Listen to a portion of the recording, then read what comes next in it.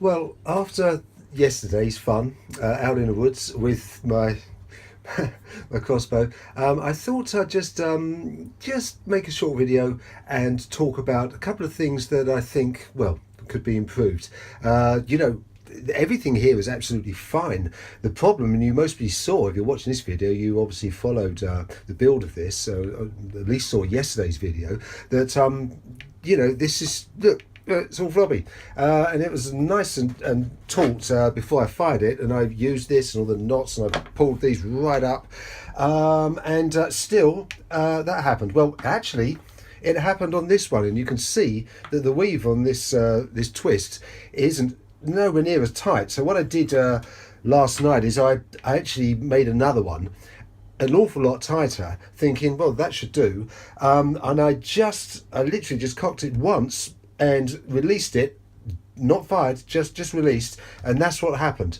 So you need to pre-stretch this cord, the paracord or this Dacron. They both stretch. So what do you do? Well, there's a couple of things you can do.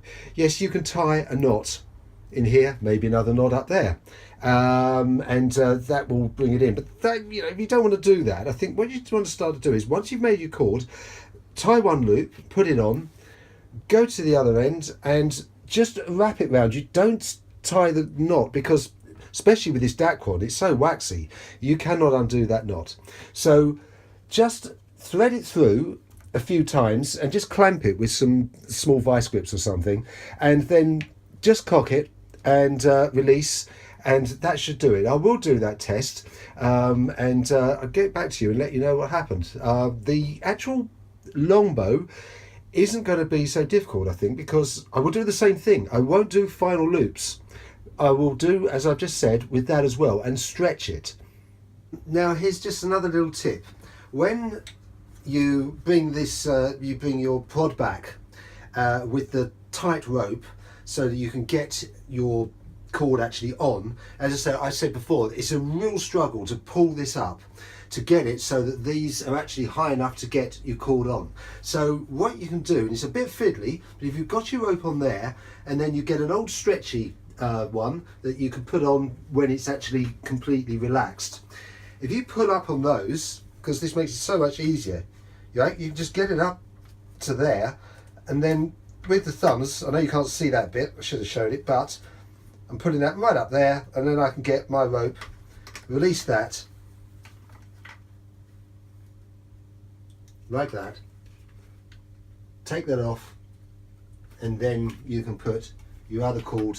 And I'm going to try the first one. I'm going to actually knot it, maybe one knot on one side, try it, and then another knot on the other side, before I actually go ahead and weave another one and do the other method where I knot on one side, just wrap it round here and clamp it. Right, well, the first cord, this is the cord that I tested, that stretched. So I've tied a knot, one end, I threaded through, it was still loose on here. Remember, you've got your rope set, you know that pulls the prod back enough.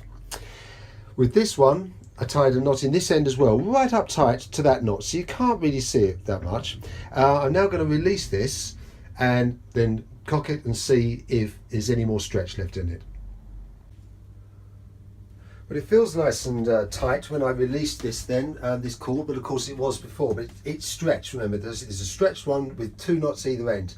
So using my old homemade device here, I shall now pull this right up into there. We shall release it,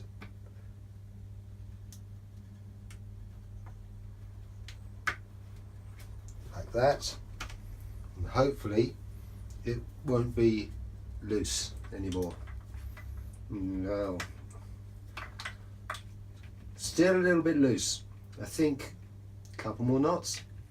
Okay, so I put two more knots in here, and then I couldn't get it over this the actual prod, so I had to tie another knot in here, and then of course then it's really powerful. But what you do is you put one of your old cords on here, put that on to actually cock it, and then you can get this over, release the cord, then obviously this prod is now pulled back further, and I should just give you an indication. I'm thinking right from there to the end of the tiller is exactly 7 inches. So that's really how much you want your pod bent back, and then have enough so you can just get your cord over there, and then of course it's still a little bit loose there.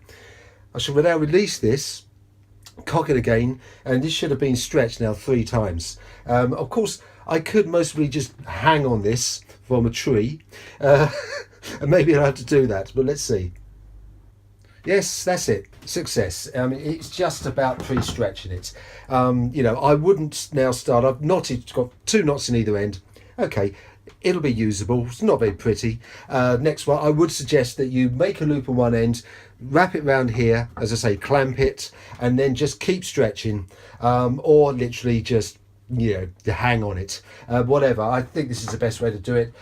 Again, you're going to need some aid most probably, unless you're really super strong. And now that should now fire at around the 100-pound draw weight, which it's supposed to have. So looking forward to another outing. But for now, I can at least move on and get on with the longbow. So we'll see you in the next series.